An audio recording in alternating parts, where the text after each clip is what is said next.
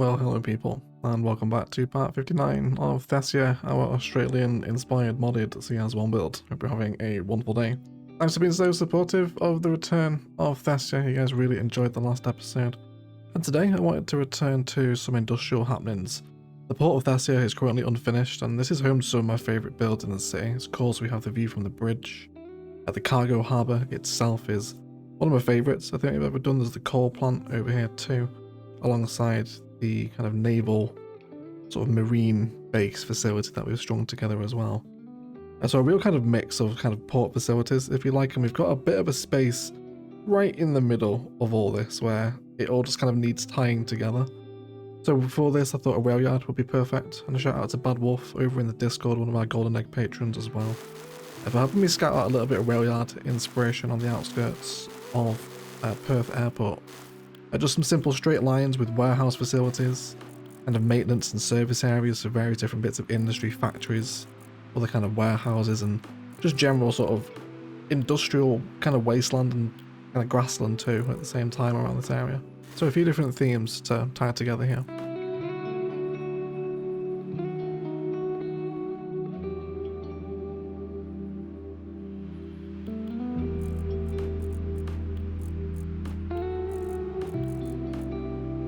So coming back through with network multi-tools parallel function as well to start actually creating the ladder system on the rail yard, which I do know a little bit about the ladder systems in terms of how they should connect and interchange with each other after years of building these railroads.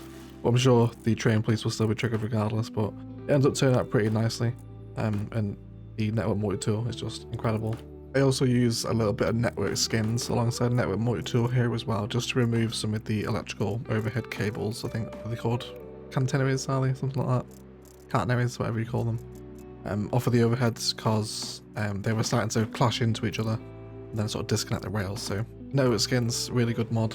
Would love to see that return for CS2 at some point. But now starting to actually align the train cars. Now we'll talk about this a little bit later in the episode as well, but there's very much kind of a coal and ore and general kind of natural earth minerals sort of industry in Thessia, especially with the pit mine that's on the north side of the islands from here. And again, shout out to Bad Wolf kind of saying that these tracks in Perth actually carry a lot of coal trains to the north of Australia, where there are a lot of pit mines.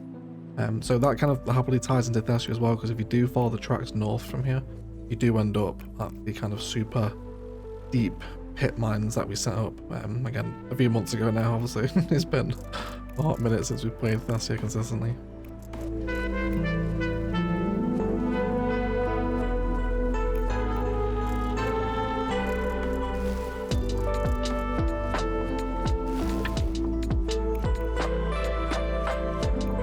And then just wanted to shade the ground with some surfaces as well. And this is one of my favourite views in the city right here. The layering that is available is fantastic. You can see the traffic moving on the bridge. One of my favourite viewpoints, this one.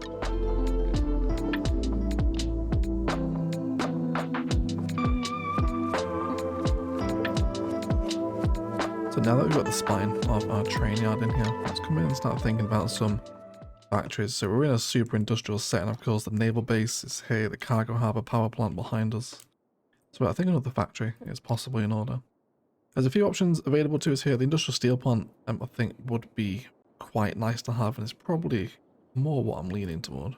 So let's bring this industrial road down here. But this is going to be a pretty uninteresting network, so I think what we will end up doing with this is actually use a node controller to just open up the end of the node and let the factory kind of sit in here. I think certainly I want that fence right at the edge of the factory, right up with the key. Almost kind of making the factory part of the key itself, right? Well, let's just pull these nodes around. We can probably delete that last segment there. And then with this here, let's just make sure we drag it into position. There we go. We now have the same connection.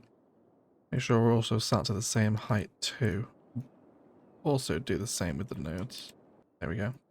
And then with Surface Painter and a little bit less bush around here, and we can really open up the front of this steel plant here for some extra prop work with the lines as well. Really kind of blend it into this train yard.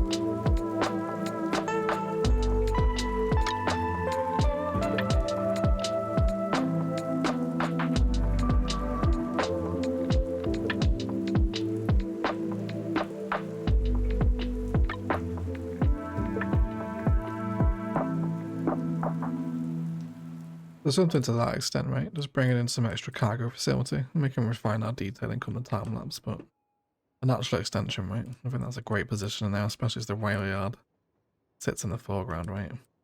Yes. I love this factory. It's probably my favourite one, Industrial Steel Plant. I always love when it comes into play in each of our CS1 builds. Super expandable as well, you know, you can delete all this fencing, take it all off and just totally open the factory out for expandable yard detailing. Great coupled with the rail yard too. We'll also have some functional export here now with the cargo station in. And let's bring our nodes down to the same height here where we're nearly colliding. Just so it's not so tight, I think. Something like that. And then these assets as well. The functional shipping containers are just so cool, aren't they? Such a lot to the build. So the other side here, definitely kind of flashing back to the inspiration we were discussing earlier around Perth. And a shout out to Bad Wolf in the Discord for helping me find this. Do come and join us in the Discord, by the way. It is linked below. There's always a friendly good morning in there if you're ever looking for one. And then let's bring like an initial industrial road over here. So we can just see lots of kind of big square industrial warehouse units. Now we could just go for the obvious choice of the large warehouses here, which I will use because, I mean, what's the rule? It fits and sits, right? Look at that. That wasn't planned, I promise. But again, I don't think we can't bob that fence off, can we? Pretty sure we can't. Let me just double check. No, we can't. I didn't think so. But it's okay though. It still works, I think. Probably fence probably makes more sense, doesn't it, right? So absolutely, we'll have that in there. But I also want to play with some more fused custom units as well from Industrial Evolution, which we don't really play that often with mods. So I want to see if we can stumble upon some new fun fusions with that today. And then with the road that actually sits as a frontage against the rail yard here, I'm going to do as that sort of muddy, wet, well-driven, well-worn dirt road on the frontage here. Very nice indeed. That tucks in just wonderfully, doesn't it? So let's come into Industrial Evolution and we will grab some of our 4x4 stuff, industry. So we could take some older units in, which I think we absolutely will. Let's get 3 of those down. And we'll try some fusions with this. So I really love the little porch on this one. I'd love to extend it actually. Hopefully we can. Yeah, we can get away with that, can't we? And Scott, yes please. Written all over it. Or that. There. You could even stagger them too. That looks quite nice staggered actually, but I am gonna bring it together. Just so we can complete that full run of porch spice right across the front there, right? Porch spice was the long lost Spice Girl, of course. Ousted by Posh Spice. Probably. Right, I mean, we can double that up if we want. I do like the kind of repeated pattern, then we'll also get that aesthetic from the main road as you're driving in as well, right? Definitely kind of an older functioning industrial unit right next to a massive modern sort of distribution centre, if you like, okay? So I really appreciate that vibe. In terms of the vibe as well that we've also got around here, that quite nicely ties into the town we did last episode a couple of weeks ago. Kind of having the older town units around here, right? These kinds of buildings, just kind of indicating like an older city centre. Which I really love that view, by the way. Isn't that wonderful? One of my favourites in the city, that actually. And there's some nice ones across Thessia. Another thing I also wanted to demonstrate that ties into the build is the fact that we're clearly working with kind of, you know, precious minerals and ores and metals here with coal and furnaces and whatnot, aren't we? It's the general vibe. So we have the theme here of coal hoppers and other kind of ores being distributed, right? In the foots of an industrial steel plant. And then that vibe also carries on down here as well. And this really heavily ties into the fact that if you follow the train line out actually, and we'll go for a little flyby here. It comes under the suburb and emerges out again by the terminal, of course. And it goes underground as it passes by the terminal as a plane comes into land. Goodness gracious, I really love the landing in Thessia. It's probably the most sensible airport I think we've done in terms of approaches, isn't it? The others have usually had skyscrapers in the way. But either way, over here, following the train line out, we come past and through Valkyrie, which I am always happy to stop by because the train station here is constantly busy. Look at that. There's a ton of pink, purple, and red in the city, isn't there? I wonder what's going on there. Lots of purple tourists. A really busy train station, that, isn't it? Just love Valkyrie town centre. I'll leave some nice lingering shots of Thessia in why. I know we've not been back here super often recently. But my original point being is that as it heads still north all the way from the port, it does actually come to pass by the coal mines and its processing site just up here as well. But even kind of from a thematic, logistical perspective, yeah, train yard is actually tying into a build we did ages ago, which is also something we see in Perth as well, is coal and ore trains heading up to the north of Australia to the enormous Australian pit mines we've looked at, of course, on the channel. So some really kind of cool, coincidental, logistical spice taking place there as well, I think, which I'm quite happy with. Let's carry on bringing on some fencing here. Yeah, I think we'll go with, and I want to do some more prop fencing around here as well. I think we'll go ahead and grab some of our favourite chain link. We'll get some more fusing done as well with Industrial Evolution. And let's just bring that straight up there. Now we are going to approach a hill here, which the chain link behaves quite nicely on the hill actually, so I think we'll take that all the way up right to the Barry the Bridge, which we've also slightly changed the networks around here too and banked some of them. I reckon we'll actually end up turning this all into highway road, this kind of high speed national road. Let's do that while we're here actually. Go ahead and grab this stuff.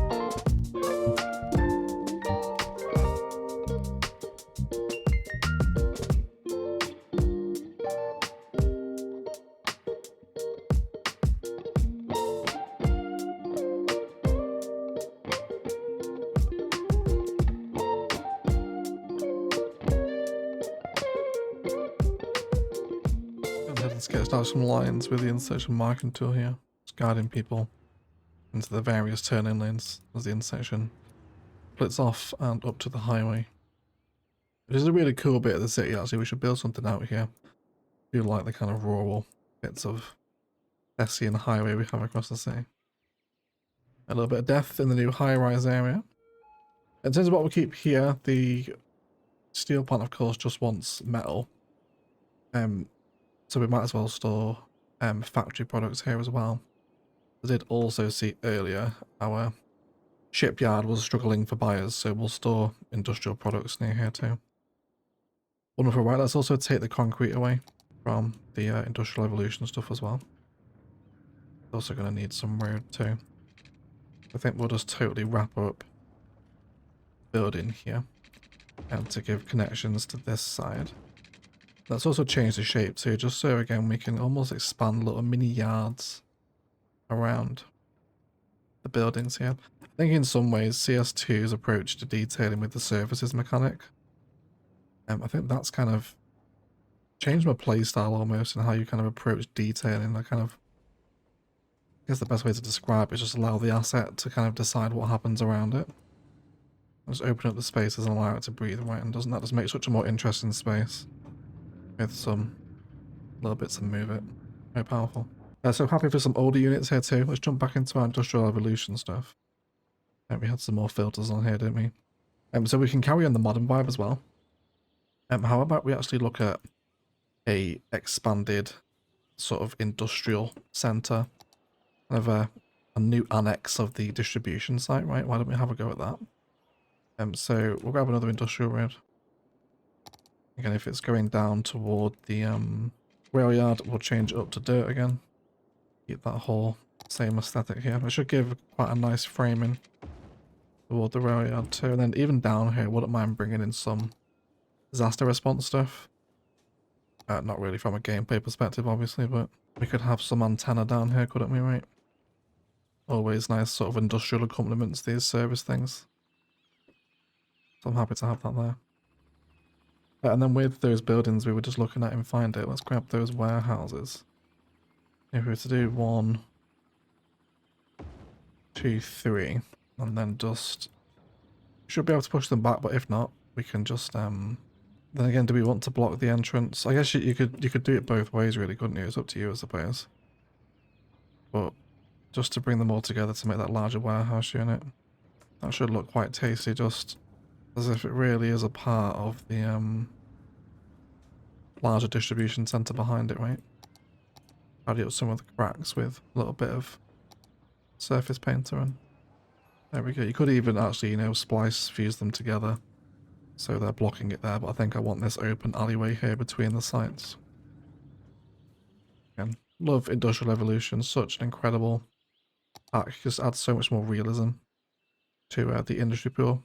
Not to say that these assets aren't realistic either, there is actually some really nice vanilla industrial, sorry. Especially these ones here, these ones make great fusibles. And we'll probably do, I'm happy for smokestacks around here. We're playing with kind of a bit of a coal vibe, aren't we? Especially with the power plant behind there. So we'll keep it going with the industry and the surrounding areas too. So let's bring these together on their rooftops, and we will need to reset this one until we get red. There we go. I accidentally reset it a few times there. And then if we can find a happy place for you, will you fuse in? I'm going to push it back a little bit, kind of centralize it within that spot there, so at least the buildings touch in that regard. And then again, just another little perfect expandable yard there where a little bit of fencing will go a long way to tie all that in. And then with this one, I wouldn't mind trying to find perhaps a different angle on this one here. Maybe we can bring that one up to the edge of the roof where the sort of raw iron textures begin to meet, right?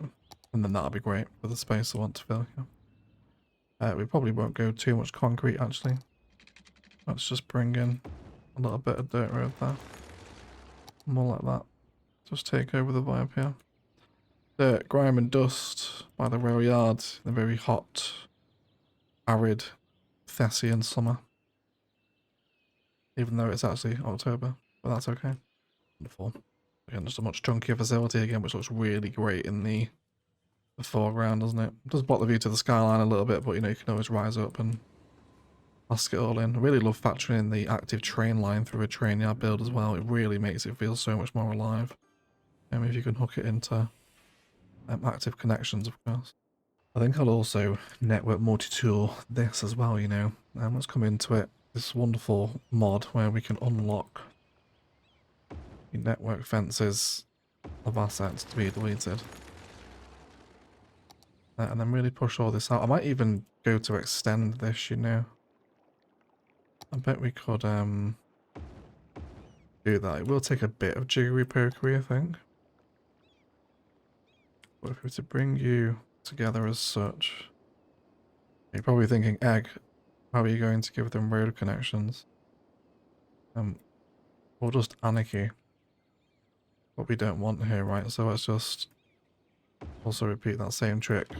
I actually think the industrial road is not probably the right choice, is it? How about the New dirt road? And then if we can just line that up with the door of the storage unit, I reckon we can get away with that, right? And then that's going to provide us with the road connection that we need for the buildings behind. There's always some fun to be had with Move It, right? Powerful stuff. But if it really stretches out those storehouses, I'm really loving that aesthetic already, right? You could even do that a third time if you wanted to be a little bit mental, right? It just expands again if we take a step back even further with the view of the steel planting. Now we're just expanding this big chunky industrial infrastructure. But anyway, that's enough live play. Let's polish up surrounds now with all these little triangle spaces that I've developed. And then we can take a look finally at a complete Thessia and Harbour.